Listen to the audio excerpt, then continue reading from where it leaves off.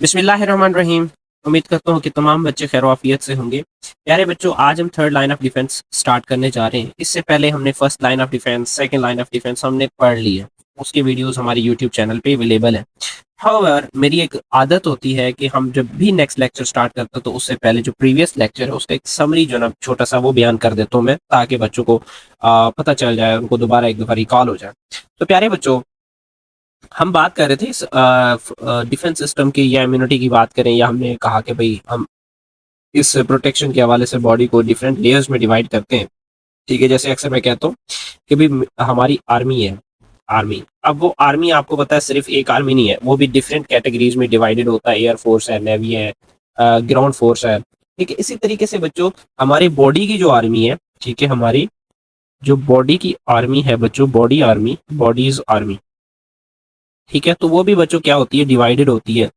ठीक है, डिवाइडेड होती है 3 लेयर्स पे, डिवाइडेड इनटू 3 लेयर्स। ठीक है, 3 लेयर्स पे बच्चों क्या होती है, वो डिवाइडेड होती है। अब उसमें से अक्सर जो ना मैं सारी चीज़ें बताता रहता हूँ आप लोगों को, आगे हम पढ़ेंगे भी इसे एक एक करके। तो प्यारे बच्चों, उसमें फर्स्ट लाइन ऑफ डिफेंस है, ठीक है, जो फर्स्ट लेयर है, ठीक है, उसको हम फर्स्ट लाइन ऑफ डिफेंस का भी नाम देते हैं, फर्स्ट लाइन ऑफ डिफेंस। ठीक है, मतलब डिफरेंट डिफरेंट लेयर्स होती हैं फॉर द प्रोटेक्शन। तो उसमें फर्स्ट जो लेयर है वो क्या है, फर्स्ट लाइन ऑफ डिफेंस। ठीक है, अब बच्चों इसमें जो डिफरेंट चीज़ें आ जाती हैं, अगर वो डिफरेंट चीज़ों के बारे में मैं आपको बताऊं तो उसमें क्या क्या चीज़ें आ जाती हैं बच्चों। ठीक है, हमारी फर्स्ट जो ना स्किन आ जाती है, स्किन। उसके बाद बच्चों म्यूकस मेम्ब्रेन है, म्यूकस मेम्ब्रेन, म्यूकस मेम्ब्रेन आ जाती है बच्चों इसमें। सेकेंड में बच्चों टीयर्स आ जाती हैं, टीयर्स। इसी तरीके से सलाइवा की आप बात कर लें, ठीक है, और इसी तरीके से स्टामिक एसिड को अगर आप ऐड करना चाहें, स्टामिक एसिड। ठीक है, तो इसी और सेकंड में बच्चों normal flora, normal flora. Normal flora का मतलब वो बैक्टीरिया बच्चों जो हमारी बॉडी के लिए फायदेमंद होते हैं, जो दूसरे हार्मफुल बैक्टीरिया को हमारी बॉडी में रिजाइड नहीं होने देते। तो ये बच्चों फर्स्ट लाइन ऑफ डिफेंस है। इसमें डिफरेंट जो लेयर्स है, ठीक है, डिफरेंट स्ट्रक्चर्स है जो इन्वॉल्व होते हैं। हमने वैसे बच्चों हमने तमाम चीज़ों को पढ़ा था। ठीक है, हमने एक एक चीज़ को स्टडी किया था। हमने कहा था कि बच्चों जो हमारा स्किन है, ठीक है, हमारा स्किन कैसे इन्वॉल्व होता है। ठीक है, वो ज़ाहिर सी बात है, हमने कहा कि इस डिस्क्वेमाइजेशन होती है। ठीक है, मतलब जो इसके जो सेल्स है, स्किन सेल्स, ठीक है, हमारे जो स्किन सेल्स है बच्चों वो क्या होते हैं, डाई होते हैं और शेड ऑफ हो जाते हैं। इसी तरीके से हमने सीबम की बात की थी कि स्वेट ग्लैंड जो है ना वो सॉरी सीबम मतलब ऑयल ग्लैंड्स होते हैं जो ऑयल प्रोड्यूस करते हैं, जो कि बैक्टीरिया के लिए सूटेबल नहीं होते। अब इसी तरीके से फिर फर्दर हमने स्वेट ग्लैंड की बात की थी। स्वेट ग्लैंड जो कि पसीना सिक्रीट करते हैं, वो पसीना अल्कलाइन होता है, that is also known suitable, ठीक है, सूटेबल फॉर द बैक्टीरिया। ठीक है, इसी तरीके से म्यूकस मेम्ब्रेन में तो वो सारे आ जाते हैं, जिसमें आप बात कर लें, उसके स्टमक की बात कर लें, क्योंकि स्टमक तो एक उसका हिस्सा है ना, डाइजेस्टिव सिस्टम। चले मैं इसको भी थोड़ा एक्सप्लेन कर लेता हूँ। बच्चों जो म्यूकस मेम्ब्रेन है ना वो 2 जगहों पे होता है। ठीक है, म्यूकस मेम्ब्रेन, म्यूकस मेम्ब्रेन 2 जगहों पे। एक बच्चों वो रेस्पिरेटरी ट्रैक की बात कर लें, रेस्पिरेटरी ट्रैक, और दूसरा बच्चों आप डाइजेस्टिव ट्रैक की बात कर लें। ठीक है, रेस्पिरेटरी ट्रैक में बच्चों आपका वही, ठीक है, आपको पता है आपके उसमें जो ना रेस्पिरेटरी ट्रैक में मेजर म्यूकस मौजूद होता है। ठीक है, म्यूकस, इसी तरीके से सीलिया मौजूद होते हैं। ठीक है, जो आने वाले जर्म पार्टिकल्स को, ठीक है, जर्म पार्टिकल्स को बच्चों क्या करते हैं, ट्रैप करते हैं। ठीक है, और अगर आप लोगों में से किसी ने नहीं पढ़ना हो, मतलब ये सारी चीज़ें नहीं देखनी हो, तो आप लोग आगे स्किप करके जा सकते हैं। ठीक है, और इसी तरीके से जो ना म्यूकस की बात की थी, डाइजेस्टिव ट्रैक में बच्चों हमने अभी ऊपर भी पढ़ा था। ठीक है, उसमें जो ना वो स्टमक है, ठीक है, स्टमक है। इसी तरीके से बच्चों सलाइवा आ जाता है, और इसी तरीके से हमारे डाइजेस्टिव ट्रैक में नॉर्मल फ्लोरा आ जाता है। ये तो बच्चों एक सरसरी जनरल इंट्रोडक्शन था फर्स्ट लाइन ऑफ डिफेंस का। अब उसके बाद बच्चों हम बात करें सेकेंड लाइन ऑफ डिफेंस की, सेकेंड लाइन ऑफ डिफेंस। ठीक है, सेकेंड लाइन ऑफ डिफेंस बच्चों। तो प्यारे बच्चों, मन के सच्चों, सेकेंड लाइन ऑफ डिफेंस में क्या था। देखो जब हमारे जो स्किन है, मतलब हमारे जो फर्स्ट लाइन ऑफ डिफेंस है, जो वो फेल हो जाता है, प्रिवेंशन में, मतलब कि वो जर्म्स को रोक नहीं पाता, तो उस इस केस में क्या होता है कि फिर हमारा जो सेकंड लाइन ऑफ डिफेंस है वो एक्टिवेट हो जाता है। अब सेकंड लाइन ऑफ डिफेंस में बच्चों डिफरेंट कंपोनेंट है इसके, मैं सरसरी जस्ट उनकी बात करूंगा कि कौन कौन से कंपोनेंट है, ठीक है। उसके बाद हम आगे चलेंगे, बाकी डिटेल में वीडियो आप वीडियो देख सकते हैं, लेक्चर देख सकते हैं बच्चों। उसमें फैगोसाइट्स थे, ठीक है, उसमें फैगोसाइट्स थे प्यारे बच्चों मेरे, ठीक है, फैगोसाइट्स, ठीक है। फैगोसाइट्स क्या करते हैं, आने वाले जो इन्फेक्टेड सेल्स हैं, पैथोजेंस हैं, उनको इनगल्फ करते हैं।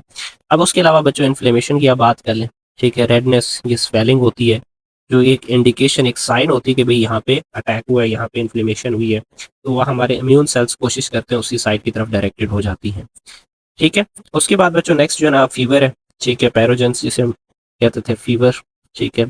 इसकी भी हमने फिर फर्दर दो कैटेगरीज पढ़ी थी कि एक्सोपैरोजेंस और एंडोपैरोजेंस, ठीक है, दो तरह के स्ट्रक्चर्स होते हैं जो इस सिस्टम को इंड्यूस करवाते हैं, ठीक है। एक्सोपैरोजेंस वो फॉरेन पार्टिकल्स होती हैं, ठीक है, और एंडोपैरोजेंस हमारे जो वाइट ब्लड सेल्स है वो सेक्रीट करते हैं। अच्छा, उसके बाद बच्चों नेक्स्ट जो ना हमने बात की थी एनके सेल्स की, नेचुरल किलर सेल्स, ठीक है, एनके सेल्स बच्चों जो कि हमारी बॉडी की इम्यूनिटी में इन्वॉल्व होते हैं। उसके अलावा बच्चों हमारा कंप्लीमेंट सिस्टम था, कंप्लीमेंट सिस्टम, कंप्लीमेंट सिस्टम, ठीक है। कंप्लीमेंट प्रोटीन्स थे जो कि जिसमें हमने एक जबरदस्त प्रोटीन का नाम पढ़ा था, परफोरिन, परफोरिन प्रोटीन का हमने नाम पढ़ा था, जो कि होल्स क्रिएट करता था बच्चों, ठीक है, क्या क्रिएट करता था, होल्स क्रिएट करता था प्लांट की जो मेम्ब्रेन है उसमें। अच्छा प्यारे बच्चों, इसके बाद नेक्स्ट, ठीक है, अगर और भी लिखना चाहें तो उसमें बच्चों साइटोकाइंस भी इन्वॉल्व थी, ठीक है। मैं इसको ऊपर लिख लेता हूँ, इस जगह पे स्पेसिफिक है भाई हमारे लिए, साइटोकाइंस भी बच्चों इन्वॉल्व थी इसमें, साइटोकाइंस। और उन साइटोकाइंस में बच्चों एक था, उस साइटोकाइंस में बच्चों एक था, कौन था, एक था, कौन था, एक था, कौन था, याद आ गया, इंटरफेरॉन बच्चों, निकम्मे हो आप लोग, ठीक है, आपको पता ही नहीं है बीच में कौन था। ये मैंने बताया आपको कि ये क्या है, एंटी वायरल प्रोटीन है, एंटी वायरल प्रोटीन, यस, क्या बात है। देखो इतनी मेहनत प्यारे बच्चों आप लोगों के लिए मैं कर रहा हूँ, बाकी मर्जी आप लोगों की।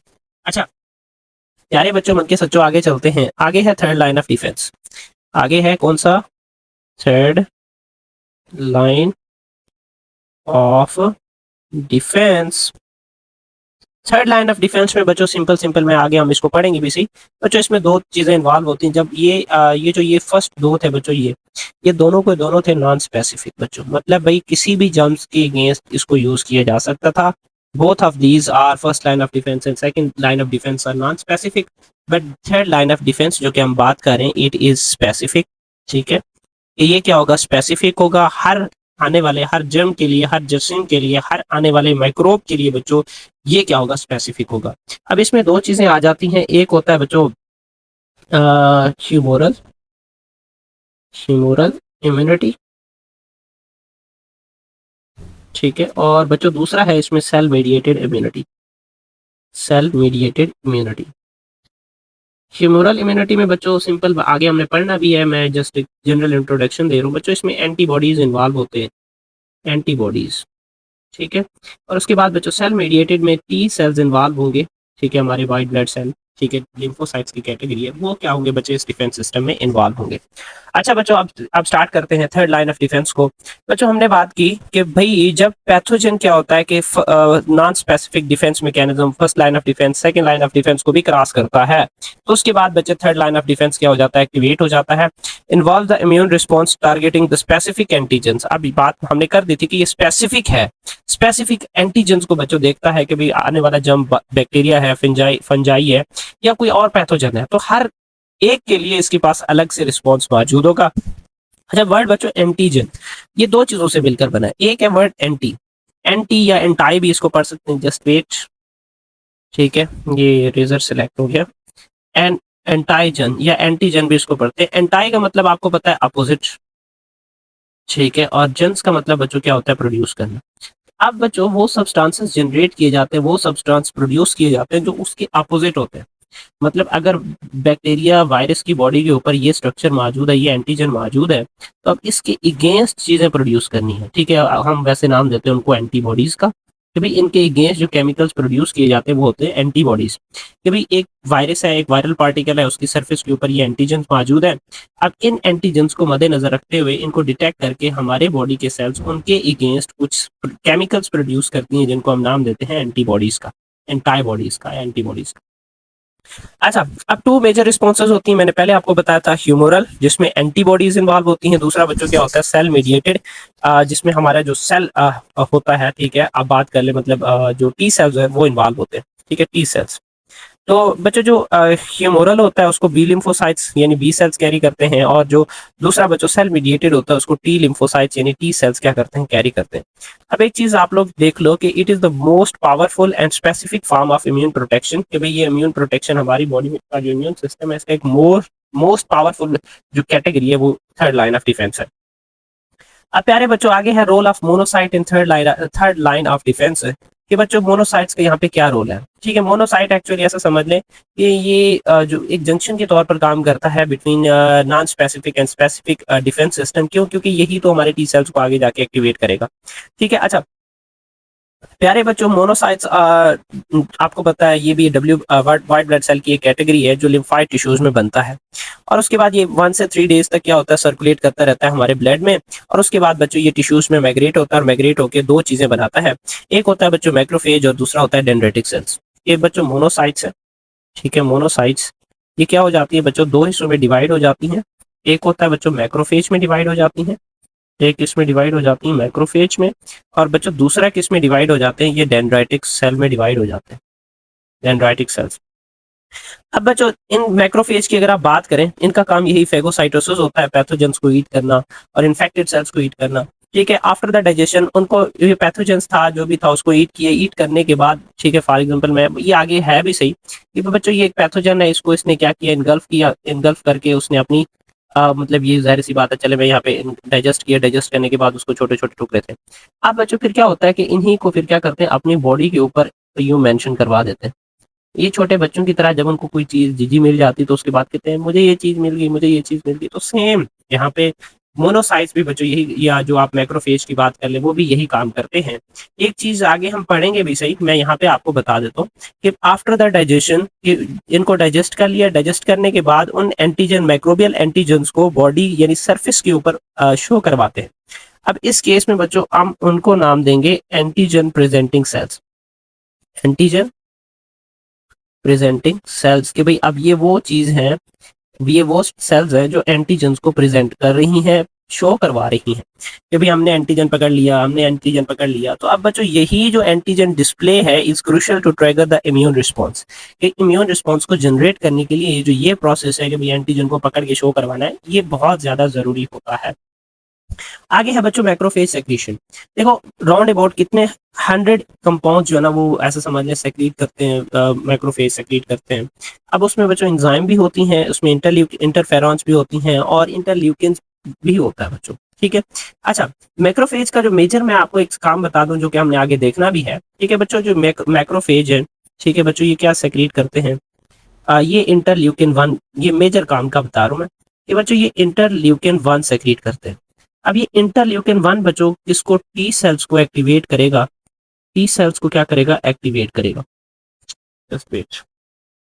ठीक है, ये बच्चों ये क्या करेगा, टी सेल्स को एक्टिवेट करेगा।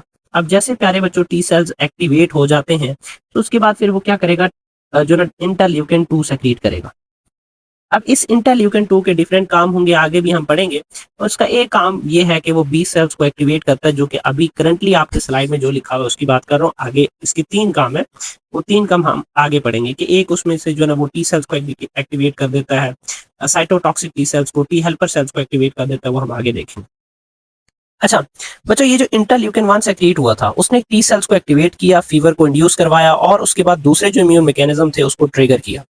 अब ये जो एक्टिवेटेड टी सेल्स थे, ये टी हेल्पर सेल्स थे, उन्होंने फिर क्या किया बच्चों, इंटरल्यूकिन 2 सेक्रेट किया। अब यही इंटरल्यूकिन 2 सेल जो सेल्स हैं बच्चों, ये बी सेल्स को एक्टिवेट करते हैं। अब ऐसा समझ लो कि मैक्रोफेज ने वही एंटीजन पकड़ के कहा था हमने ये पकड़ा हुआ है, हमने ये पकड़ा हुआ है, उन्होंने वो अनाउंस किया कि मैक्रोफेज हमारी बॉडी के अंदर आ गया। अब उसके बाद बच्चे हमारे जो बी और टी सेल्स हैं बच्चे, वो क्या करते हैं, रिस्पॉन्ड करते हैं। अब यही चीज यहाँ पे देखें, मैं इसी चीज को अब डायग्राम से समझा रहा हूँ जो हमने पीछे पढ़ा है बच्चों। ये हमारा है मैक्रोफेज और ये मैक्रोब है। ये क्या हुआ, हमारी उस मैक्रोब की बॉडी के अंदर आ गया, मैक्रोफेज की बॉडी के अंदर आ गया, उसकी डाइजेशन की। डाइजेशन करने के बाद अपने ये सेल्फ प्रोटीन, जिसको हम नाम देते हैं major histocompatible factor, major histocompatibility, histocompatibility compatibility factor. बच्चों ये इसके अपने सेल, अपने प्रोटीन्स होते हैं, सेल्फ प्रोटीन के नाम से यहाँ पे लिखा हुआ है, इसको हम कहते हैं MHC। अब इस MHC की मदद से बच्चों उनको क्या करता है कि उनको अपनी बॉडी के ऊपर ये शो करवाता है, ठीक है। अब इसके डिफरेंट काम होते हैं। पहली बात तो ये कि ये जो यही मैक्रोफेज है ये हेल्पर टी सेल के साथ भी डायरेक्ट कांटेक्ट में आता है, जिसकी बेस पे भी एक्टिवेशन हो जाती है, सिस्टम अलर्ट हो जाता है। और सेकंड बच्चों यही जो मैक्रोफेज है वो इंटरल्यूकिन 1 भी सेक्रेट करता है, जो हेल्पर टी सेल्स को स्टिमुलेट करता है। अब फिर वही हेल्पर टी सेल्स, हमने जैसे बात की इंटरल्यूकिन 2 सेक्रेट करता है। अब इंटरल्यूकिन 2 का बच्चों डिफरेंट काम है, जैसे हमने बात की वो हेल्पर टी सेल्स को भी, इनके और सेल्स को भी एक्टिवेट कर देगा, मैच्योर कर देगा। इसी तरीके से बी सेल्स को भी बच्चों वो क्या कराएगा, प्रोड्यूस करवाएगा। थर्ड में साइटोटॉक्सिक टी सेल्स को भी क्या करेगा, एक्टिवेट कर देगा। साइटोटॉक्सिक टी सेल्स का तो जाहिर सी बात है वो इन्फेक्टेड सेल्स पे बच्चों अटैक करेगा, उनको डिस्ट्रॉय करेगा। और उसके बाद बच्चों नेक्स्ट क्या है कि जो बी सेल्स हैं उनका काम क्या होगा कि भाई वो बी सेल्स या बी लिम्फोसाइट की डिवीजन स्टार्ट करवा देगा। मैं इसको भी यहाँ पे स्टार्ट कर देता हूँ बच्चे कि वो बी लिम्फोसाइट्स की जो डिवीजन है उसको स्टार्ट कर देगा 2 हिस्सों में। एक होता है बच्चों, आगे लिखा भी हुआ है, ठीक है, चले आगे लिखा भी हुआ है, चले मैं यहाँ पे बता देता हूँ कि एक तो बच्चों वो प्लाज्मा सेल्स बनाता है और दूसरा बच्चों वो हमारे बनाता है, ठीक है, बी लिम्फोसाइट्स एक प्लाज्मा सेल्स बनाता है और दूसरा बी मेमोरी सेल्स, हाँ याद आ गया, B memory cell, B memory cells, ठीक है। तो ये 2 चीजें बनाता है, इसको हम आगे देखेंगे। अब बच्चों रोल ऑफ टी सेल्स, यानी टी सेल्स का बच्चों क्या काम है कि बच्चों टी सेल्स प्रोड्यूस होते हैं बोन मैरो की जो स्टेम सेल्स हैं, ठीक है, हीमोपोएटिक स्टेम सेल्स, ठीक है, हीमोपोएटिक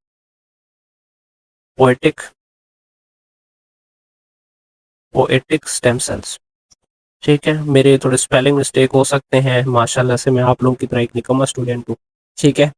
तो हीमोपोएटिक स्टेम सेल्स होती हैं बच्चों, जो क्या करती हैं, इन बोन मैरो में मौजूद होती हैं और ये हमारे ब्लड सेल्स को प्रोड्यूस करते हैं और इसी तरीके से टी सेल्स की भी प्रोडक्शन यहाँ पे होती है।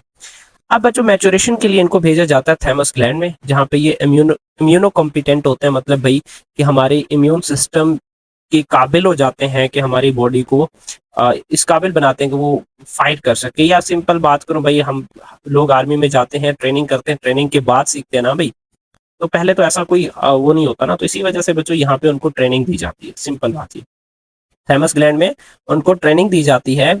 एंड में ये लाइन लिखा भी हुआ है कि भाई वो सेल्फ और नॉन सेल्फ को क्या करते हैं, रिकॉग्नाइज करते हैं। अब रिस्पॉन्स टाइप बच्चों ये सेल मीडिएटेड होगा, जो हमने पहले भी पढ़ा कि ये इन्फेक्टेड टी सेल्स या जो इन्फेक्टेड सेल्स हैं, ये जो नॉर्मल सेल्स हैं उनको क्या करेंगे, अटैक करेंगे, ठीक है। ये काम होगा टी सेल्स का। अच्छा बच्चों आगे है एक्टिवेशन ऑफ टी सेल्स। ये हम प्रोसेस पीछे पढ़ चुके हैं, मैं जस्ट रीडिंग करता हूँ कि बच्चों मैक्रोफेज ने क्या किया, पैथोजन को इनगल्फ किया और अपनी बॉडी के ऊपर एंटीजन के जरिए डिस्प्ले किया। और उसके बाद मतलब एंटीजन को डिस्प्ले किया अपनी बॉडी के ऊपर, किसके जरिए, एक सेल्फ प्रोटीन जिसको हमने कहा था मेजर हिस्टोकम्पैटिबिलिटी फैक्टर, ठीक है, उस कम्प्लेक्स एनएमसी कम्प्लेक्स है, ठीक है, मेजर हिस्टोकम्पैटिबिलिटी फैक्टर या कम्प्लेक्स है, उसके जरिए बच्चों उसने क्या किया था, अपनी बॉडी के ऊपर शो किया था। अब जब मैक्रोफेज ये काम करता है तब बच्चों हमने कहा था उसको हम नाम देते हैं एंटीजन प्रेजेंटिंग सेल्स। अब उसके साथ साथ बच्चे मैक्रोफेज इंटरल्यूकिन 1 भी सेक्रेट करता है, ठीक है, जो कि हेल्पर टी सेल्स को एक्टिवेट करता है। और फर्दर बच्चों हमने बात की थी कि वही जो मैक्रोफेज है वो उसके साथ भी बाइंड होता है, यहाँ पे देखें हेल्पर टी सेल्स के साथ भी बाइंड होता है, जिसको टी सेल रिसेप्टर TCR भी कहते हैं। क्या कहते हैं, TCR भी कहते हैं कि भाई वो उसके साथ बाइंड होता है, टी सेल रिसेप्टर के साथ, टी सेल के साथ, ठीक है। और एक्चुअली यहाँ पे बात हो रही है कि उसके जो स्पेसिफिक जो रिसेप्टर हैं उनको हम नाम देते हैं CD4, ठीक है। ये cluster of differentiation for something, just एक नाम है, ठीक है, स्पेसिफिक टाइप ऑफ प्रोटीन है, ठीक है। अच्छा, इसी वजह से मतलब उसको CD4 कहा जाता है। अच्छा बच्चों अब ये helper T cell further interleukin 2 secrete करता है, इंटरल्यूकिन 2 सेल्स फिर वही टी सेल्स की डिवीजन स्टार्ट कर देता है, साइटोटॉक्सिक टी सेल्स को एक्टिवेट कर देता है, बी सेल्स को एक्टिवेट कर देता है, ठीक है। अब ये जो इंटायर प्रोसेस है बच्चों इसको हम नाम देते हैं सेल मीडिएटेड रिस्पॉन्स का नाम देते हैं। अब उसके बाद बच्चों next CD4 and CD8 markers, जो CD4 जो टी सेल्स हैं बच्चों, ठीक है, वो उनको हम नाम देते हैं, ठीक है। या मैं सिंपल अगर बात करूं बच्चों, जो टी सेल्स हैं उनको 2 हिस्सों में डिवाइड किया जाता है। टी सेल्स को बच्चों दो हिस्सों में डिवाइड किया जाता है। एक मतलब CD4 वाले, ऐसे मतलब टी सेल जिनके ऊपर CD4 रिसेप्टर मौजूद होता है, कुछ ऐसे जिनके ऊपर CD8 रिसेप्टर मौजूद होता है।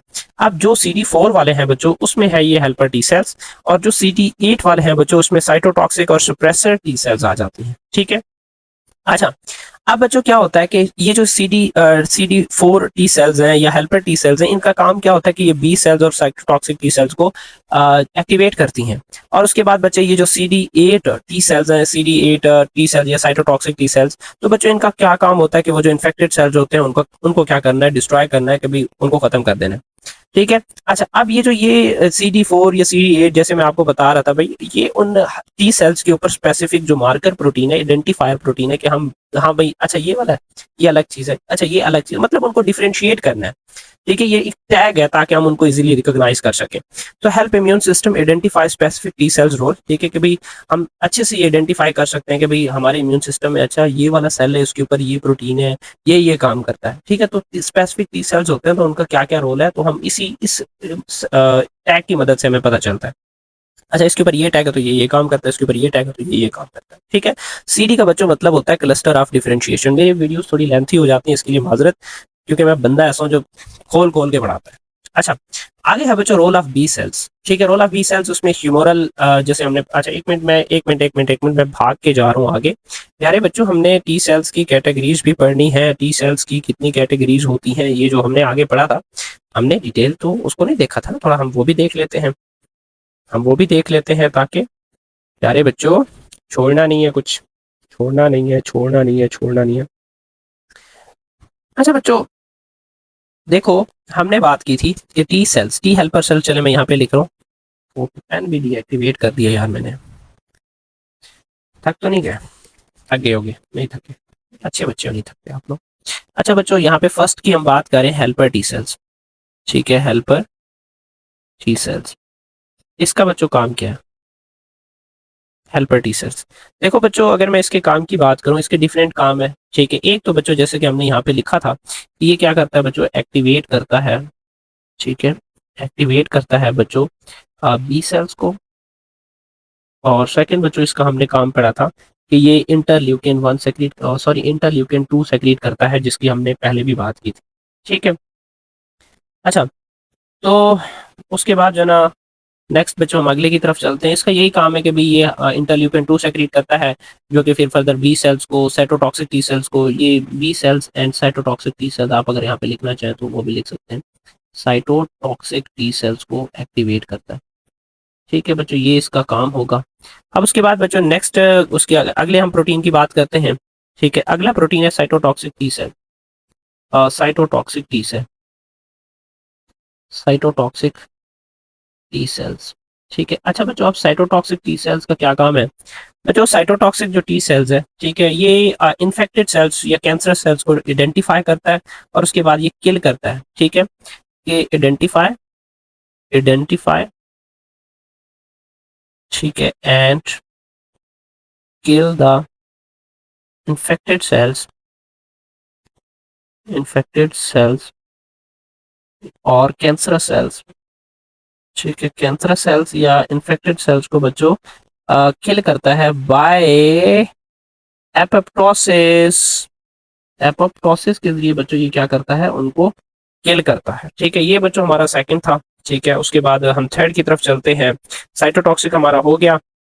उसके बाद प्यारे बच्चों, मन के सच्चे हैं आप लोग? आप लोग यार रिस्पॉन्ड नहीं करते कमेंट में। कमेंट सेक्शन तो आप लोगों का खाली होता है, इतनी मेहनत कर रहा हूँ पता नहीं क्यों आप लोगों के लिए, लेकिन आप लोग फिर भला नहीं करते मेरा। कमेंट तो कर दिया करो ना। अच्छा बच्चों, हेल्पर टी सेल भी हो गया, साइटोटॉक्सिक टी सेल्स भी हो गया। उसके बाद बच्चों अगला है सुप्रेसर टी सेल्स। ठीक है, सुप्रेसर टी सेल्स। ठीक है बच्चों, अब अच्छा, इसको रेगुलेटरी टी सेल्स भी कहते हैं। किसका नाम देते हैं इसको? इसको रेगुलेटरी टी सेल्स का भी नाम देते हैं। रेगुलेटरी टी सेल्स का भी बच्चों नाम देते हैं। अब इसका काम नाम से ही पता चल रहा है बच्चों। ठीक है, नाम से ही पता चल रहा है, ये इम्यून सिस्टम ब्रेक के तौर पर काम करता है। ठीक है, मतलब स्प्रेस करता है इम्यूनिटी को, स्प्रेस इम्यून रिस्पॉन्स, कि भाई ये इम्यून रिस्पॉन्स को, ठीक है, इम्यून रिस्पॉन्स को स्प्रेस करता है। ठीक है, अच्छा जी। और इसके अलावा जो है ना एक और काम भी है इसको कि ऑटो इम्यूनिटी से भी प्रिवेंट करता है, ठीक है। Prevent prevent from auto immunity, prevent from auto immunity, ठीक है। क्या मतलब खुद से जो हमारा इम्यून सिस्टम है हमारे अपने बॉडी के सेल्स को अटैक करना स्टार्ट कर देता है, तो उस चीज़ से भी ये प्रिवेंट करता है। तो प्यारे बच्चों उसके बाद थर्ड जो हम लास्ट सॉरी जो पढ़ने जा रहे हैं, फोर्थ, थर्ड नहीं fourth, that are memory T cells. प्यारे बच्चों those are memory T cells. अब प्यारे बच्चों मन के सच्चों, जो कि नहीं हो ना, ठीक है। प्यारे बच्चों मेमोरी टी सेल्स उस इन्फेक्शन की जो इंस्ट्रक्शन है उसको स्टोर करके रखता है, उस इन्फेक्शन, ठीक है, उस इन्फेक्शन की जो इंस्ट्रक्शन है, उस इंफॉर्मेशन है, उसको बच्चों स्टोर करके रखता है, ठीक है। इन्फेक्शन की जो इन्फॉर्मेशन है उसको स्टोर करके रखता है फॉर फ्यूचर यूज। कितने समझदार है, फॉर फ्यूचर यूज। हमें पैसे मिल जाए तो हम फौरन उड़ा देते हैं, पैरा कल की कल देख। चलो जी आगे चलते हैं प्यारे बच्चों। आगे है रोल ऑफ बी सेल्स। अब बहुत टाइम हो गया, मैं स्पीड पकड़ रहा हूँ। प्यारे बच्चों रोल ऑफ बी सेल्स की बात कर लें तो इसको हम ह्यूमोरल या एंटीबॉडी मीडिएटेड इम्यूनिटी कहते हैं, वजह मैं बता चुका हूँ। प्यारे बच्चों अब ये भी बोन मैरो में प्रोड्यूस होते हैं, वहाँ पे बी सेल्स डिफ्रेंशिएट होते हैं। अब जाहिर सी बात है इनके ऊपर भी जो रिसेप्टर मौजूद होते हैं उनको बी सेल रिसेप्टर कहा जाता है। अब उन बी सेल रिसेप्टर वो हर मतलब जितने भी बी सेल्स होते हैं उतने मतलब उसके ऊपर स्पेसिफिक रिसेप्टर मौजूद होते हैं। वो स्पेसिफिक रिसेप्टर फिर स्पेसिफिक एंटीजन के लिए होते हैं। ऐसा नहीं होता कि कोई भी एंटीजन उधर आके अटैच हो जाए।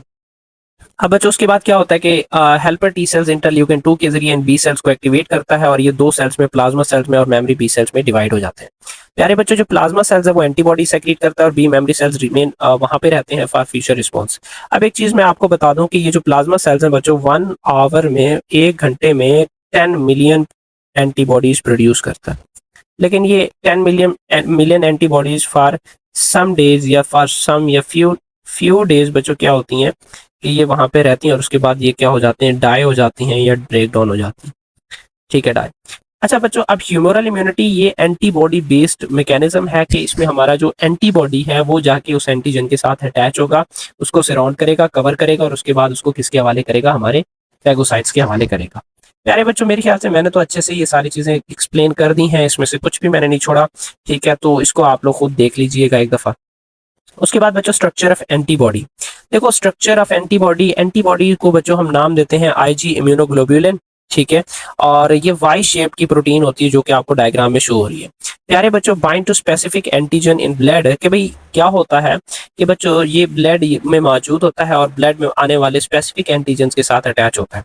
अब एक वैसे ये चीजें आपके लेवल की नहीं है बट मैं एक बात बताता हूँ बच्चों, ये फॉर एग्जाम्पल ये एंटीजन है। अब इस एंटीजन का वो रीजन जो इस एंटीबॉडी के साथ अटैच होता है उसको हम नाम देते हैं एपिटोप, ठीक है। और उसके बाद बच्चों ये एंटीबॉडी का जो स्ट्रक्चर, ये स्ट्रक्चर जो इसके साथ अटैच होगा उसको हम नाम देंगे पैराटोप का, पैराटोप का नाम देंगे, ठीक है।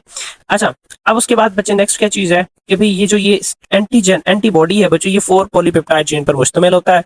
2 उसमें बच्चों हैवी चेन्स होती हैं और 2 लाइट चेन्स। अब बच्चों ये जो ये वाले हैं ये बच्चों इसमें है हैवी चेन्स और ये जो ये वाले 2 चेन्स हैं इनको मतलब एक ये वाला और एक ये वाला, इसको हम नाम देते हैं लाइट चेन्स का। अब प्यारे बच्चों अब ये जो ये चेन्स हैं ये देखें, ये लाइट चेन्स और हैवी चेन्स इस डाइसल्फाइड ब्रिज के जरिए ये क्या होते हैं, कनेक्टेड होते हैं, डाइसल्फाइड ब्रिज के जरिए ये कनेक्टेड होते हैं। अच्छा अब उसके बाद बच्चों कि फर्दर वो जो हर चेन होता है बच्चों उसके फिर फर्दर 2 सेगमेंट होते हैं, एक होता है बच्चों कांस्टेंट सेगमेंट, दूसरा होता है प्यारे बच्चों वेरिएबल सेगमेंट। अब जो कांस्टेंट सेगमेंट होता है बच्चों, ठीक है, कांस्टेंट सेगमेंट वो सेम रहता है identical in a class of antibodies की भाई एंटीबॉडीज में जितने भी ऑलमोस्ट सेम, वायरल है तो उसमें भी सेम होगा, बैक्टीरियल है तो उनमें सेम होगा, फंगल है तो एक्सेट्रा हर क्लास के लिए क्या होता है, सेम होता है। बट आप अगर बात कर लें कि उनके वेरिएबल सेगमेंट की, वेरिएबल सेगमेंट बच्चों हर एंटीजन के लिए जाहिर सी बात है वायरस एक तो नहीं है, बहुत सारी है, तो डिफरेंट वायरल स्पीशीज है तो उनके लिए ये डिफरेंट होगा। इसी तरीके से बैक्टीरियल स्पीशीज के लिए अलग होगा। तो variable segment can very but constant segment will remain same, ठीक है। तो ईच एंटीबॉडी हैज बच्चों 2 एंटीजन बाइंडिंग साइट्स, एक ये वाला है एंटीजन बाइंडिंग साइट्स और दूसरा ये वाला। अच्छा बच्चों अब mode of action of antibody की, एक एंटीबॉडी वर्क कैसे करता है बच्चों, जो एंटीबॉडी है वो क्या करता है, न्यूट्रलाइज करता है पैथोजेंस को इन वेरियस वेज। अब उसमें एक है बच्चों न्यूट्रलाइजेशन, न्यूट्रलाइजेशन। अब मतलब क्या कि बच्चों क्या होगा कि भाई वो एंटीबॉडी है वो वायरस के साथ या पैथोजन के साथ क्या करेगा, टॉक्सिन के साथ क्या करेगा बच्चों, बाइंड होगा और बाइंड होकर उसको सेल में इंटर होने से प्रिवेंट करेगा। ठीक है। और दूसरा है बच्चों ऑप्सनाइजेशन। ऑप्सनाइजेशन में बच्चों क्या होता है कि वो एंटीजन जैसे सेल के अंदर इंटर होता है तो एंटीबॉडी उसके साथ कम्प्लेक्स बना लेती है जिसको एंटीबॉडी, ठीक है, एंटीजन एंटीबॉडी कम्प्लेक्स कहते हैं। अब ये फिर फर्दर बच्चों इसको मैक्रोफेज के हवाले कर दिया जाता है। ठीक है, किसके हवाले? मैक्रोफेज के हवाले कर दिया जाता है बच्चों। और मैक्रोफेज फिर क्या करता है? फेगोसाइटोसिस करता है। थर्ड है बच्चों कंप्लीमेंट एक्टिवेशन। कंप्लीमेंट एक्टिवेशन में क्या होता है बच्चों कि ये मेम्ब्रेनस अटैक कॉम्प्लेक्स बनाता है, सॉरी मेम्ब्रेन अटैक कॉम्प्लेक्स बनाता है, ठीक है, MACB से कहते हैं। अब इसमें बच्चों क्या होता है कि मेम्ब्रेन अटैक कॉम्प्लेक्स, इसमें बच्चों डिफरेंट प्रोटीन रिलीज की जाती हैं, परफोरिन प्रोटीन्स। अब ये परफोरिन प्रोटीन्स बच्चों क्या करती हैं? सेल लाइसिस, मतलब सेल को फाड़ के रख देते हैं उसको, होल क्रिएट कर करके। और उसके बाद बच्चों नेक्स्ट ADCC, ये भी बच्चों इस ऑप्शनाइजेशन से रेलिवेंट है। ये एंटीबॉडी डिपेंडेंट सेलुलर साइटोटॉक्सिसिटी, इसमें भी वही होता है कि बच्चे कि जो आने वाले टॉक्सिक सेल्स हैं या जो टॉक्सिक जर्म्स हैं या एंटीजन्स हैं उनके साथ ही हमारा एंटीबॉडी क्या होगा? कंबाइन होगा। एंटीबॉडी इस तरह के सेल्स को, मतलब वो तमाम सेल्स जिनके साथ एंटीजन एंटीबॉडी अटैच रहे, तो अब मतलब वो तमाम एंटीजेंस जिनके साथ ये क्या है? एंटीबॉडी अटैच है, तो अब उन तमाम सेल्स को बच्चों इन नेचुरल किलर सेल्स के साथ मतलब उनको उनके हवाले कर दिया जाता है। फिर वो क्या करता है? उन तमाम टारगेटेड सेल्स को जिनके साथ वो एंटीबॉडी मौजूद है उनको किल कर दिया जाता है। ठीक है बच्चों, ये वही सेम चीज़ है जो कि हमने ऑलरेडी इसको डिस्कस किया। ठीक है, कि वायरस और टॉक्सिन है उनको जो है न्यूट्रलाइजेशन किया जाता है। अगर न्यूट्रलाइजेशन उनकी की जाएगी तो वो पैथोजेंस, ठीक है, कि उस होस्ट की बॉडी के अंदर इंटर नहीं होंगे। अब ऑप्शनाइजेशन में बच्चों यही होता है कि भाई ये एंटीजन है या कोई पैथोजन है, उसके साथ ये एंटीजन एंटीबॉडी कॉम्प्लेक्स बना, उसके बाद उसको मैक्रोफेज के हवाले कर दिया तो वो फैगोसाइटोसिस करता है। अब उसके बाद बच्चों ये complement fixation and formation of membrane attack, इसमें बच्चों वो दो चीज़ें होती हैं। ठीक है, मेजर मेम्ब्रेन अटैक कम्प्लेक्स बनता है, और हमने बात की थी कि भाई इसमें वो कुछ परफोरिन प्रोटीन सेक्रीट होती हैं जो कि क्या करेंगे, या तो इसकी फेगोसाइटोसिस होगी, मतलब उसको ईट कर लिया जाएगा, या फिर लैसेस होगी, वही परफोरिन प्रोटीन की मैंने बात की थी कि वो आएंगे, वो होल क्रिएट करेंगे और इसको डिस्ट्रॉय करेंगे। अच्छा बच्चों, अब इसमें नेक्स्ट केस ये है कि बच्चों ये antigen antibody dependent cell mediated cytotoxicity. अब इसमें बच्चों क्या होता है कि देखो बच्चों ये इन्फेक्टेड या ट्यूमर सेल है, अब इसके साथ ये एंटीबॉडी आके अटैच हुए। अब एक चीज रिकॉग्नाइज हो गया कि भाई अब ये कंफर्म इन्फेक्टेड सेल है क्योंकि इसके साथ एंटीबॉडी अटैच हो गया। अब इसके बाद क्या होगा बच्चों? इसके बाद क्या होगा कि बच्चों इसके साथ वो जो नेचुरल किलर सेल्स हैं वो इन पे अटैक करेंगे और एपोप्टोसिस करवा के इसको खत्म कर देंगे। ठीक है, तो प्यारे बच्चों ये तो हमारा था थर्ड लाइन ऑफ डिफेंस। अच्छा, अब उसके बाद बच्चों primary and secondary immune response. देखो जो प्राइमरी और सेकेंडरी इम्यून रिस्पॉन्स है, ठीक है, देखो जो प्राइमरी इम्यून रिस्पॉन्स होता है कि भाई वो जो पैथोजन है उसके साथ फर्स्ट टाइम आपका कंटेक्ट होता है, मतलब पहली दफा आप किसी से मिल रहे हो, ठीक है, उसको आप इतनी वैल्यू नहीं देंगे। ठीक है, ऐसा ही होता है कि नहीं होता? ऐसा ही होता है। तो उस दौरान आपका जो इम्यून सिस्टम है वो इतना ज्यादा जनरेट नहीं होगा, तो आप कह सकते हैं कि वो स्लोअर और वीकर क्या होगा बच्चों? इम्यून रिस्पॉन्स होगा। ठीक है, बट उसी दौरान मेमोरी सेल्स आपके यादाश्त में आ जाता है कि यार ये बंदा पहले मुझसे मिल चुका है, तो दूसरी दफा आप उससे अच्छे से मिलेंगे। तो सेकेंडरी जो रिस्पॉन्स होता है बच्चों वो क्यों, जाहिर सी बात है कि आपके मेमोरी में, आपके यादाश्त में, हमारे सेल की यादाश्त में वो इन्फेक्टेड सेल पहले आ चुका है, तो फिर अब उसको जो ना फौरन क्या किया जाता है बच्चों? अच्छे से वेलकम किया जाता है। ठीक है, अच्छे से उसको रिस्पॉन्स किया जाता है और फौरन उसके अगेंस्ट जो एक्शन है वो ले लिया जाता है, तो फौरन एंटीबॉडीज प्रोड्यूस की जाती है और जो रिस्पॉन्स है बच्चे वो जनरेट किया जाता है। ठीक है, कि अगर सेम पैथोजन से दोबारा क्या होता है, उसके साथ कांटेक्ट होता है, तो इस केस में बच्चों क्या होता है कि हमारी जो मेमोरी सेल्स हैं उनके पास इंफॉर्मेशन था, तो उस इंफॉर्मेशन की बेस पे जो रिस्पॉन्स है बच्चों वो ज्यादा स्ट्रॉन्गर और फास्टर होता है। और बच्चों ये इस तरह का जो मतलब हमारा जो इंफॉर्मेशन सिस्टम है, ठीक है, मतलब इस तरह की जो इम्यूनिटी है वो लॉन्ग टर्म क्या करती है? प्रोटेक्शन प्रोवाइड करती है। ठीक है, अच्छा बच्चों, एक मिनट, बच्चे की कॉल आ रही है। ठीक है, स्टूडेंट की ही आ रही है। अच्छा, हाँ प्यारे बच्चों, तो ये डायग्राम है। अच्छा, ये डायग्राम एक मिनट पेपर शेयर कर दो बच्चे को। अच्छा बच्चे, अब उसके बाद ये आपको एक डायग्राम शो हो रहा है, आप अपनी बुक वाला कर लीजिएगा, वो ज्यादा आपके लिए सूटेबल रहेगा, बट मैं इसको भी समझा देता हूँ। देखो आपको पता है बच्चों, हमारी बॉडी में एंटीबॉडीज रिलीज होती हैं, मतलब जाहिर सी बात है कोई भी इन्फेक्शन आया, हमारे बी सेल्स एक्टिव, कोई भी मतलब माइक्रोब आया, तो उसके नतीजे में हमारी इम्यून सिस्टम एक्टिवेट हो जाता है, इम्यून सिस्टम अपना रिस्पॉन्स शो करता है। अब बच्चों जाहिर सी बात है उसमें बी सेल्स एंटीबॉडीज भी प्रोड्यूस करती है, प्लाज्मा सेल्स एंटीबॉडीज प्रोड्यूस करती हैं। अब जब बच्चों किसी भी पैथोजन के अगेंस्ट फर्स्ट टाइम बच्चों रिस्पॉन्स जनरेट हुआ, तो जाहिर सी बात है जब पैथोजन इंटर हुआ तो उसके अगेंस्ट एंटीबॉडीज तो प्रोड्यूस हुई, लेकिन वो बहुत कम प्रोड्यूस हुई। लेकिन अगर सेम टाइम किसी एक स्पेसिफिक पैथोजन के अगेंस्ट बच्चों रिस्पॉन्स जनरेट हुआ, तब जो हमारे एंटीबॉडीज ऑलरेडी वहाँ पे जाहिर सी बात है उसके अगेंस्ट इन्फॉर्मेशन स्टोर था ऑलरेडी, तो हम बहुत ज़्यादा मतलब जो हमारे क्या कह लें कि हमारे एंटीबॉडीज हैं वो प्रोड्यूस हुए और जो रिस्पॉन्स था वो ज़्यादा एग्रेसिव था। ठीक है। अच्छा बच्चों, अब एक और चीज़ ये है कि आप अगर बात कर लें, ठीक है, इसको आप अपने उससे लिंक बनाना चाहें तो इस तरीके से बना सकते हैं कि मैं कुछ ऐसे ये बना देता हूँ। तो ये बच्चों फर्स्ट एक्सपोजर आप इसको मेंशन कर लें, इसको आप लोग सेकंड एक्सपोजर कह लें। ठीक है, अब वो सेकंड एक्सपोजर भी उसी सेम पैथोजन से होगा, डिफरेंट से नहीं होगा। ऐसा ना हो कि भैया आपने पैथोजन डिफरेंट इंड्यूस करवा दिया, तब जो ना ऐसा रिस्पॉन्स जनरेट नहीं होगा। ठीक है, तो अब ये बच्चों ये ग्राफ मेंशन कर रहा है कि भाई हमारा इम्यून सिस्टम जो है रिस्पॉन्स कैसे करता है, रिस्पॉन्ड कैसे करता है। अच्छा बच्चों, ये मोनोक्लोनल एंटीबॉडीज का एक अलग से लेक्चर है, वो मैंने ऑलरेडी अपलोड कर दिया, आप लोग उसे भी देख सकते हैं।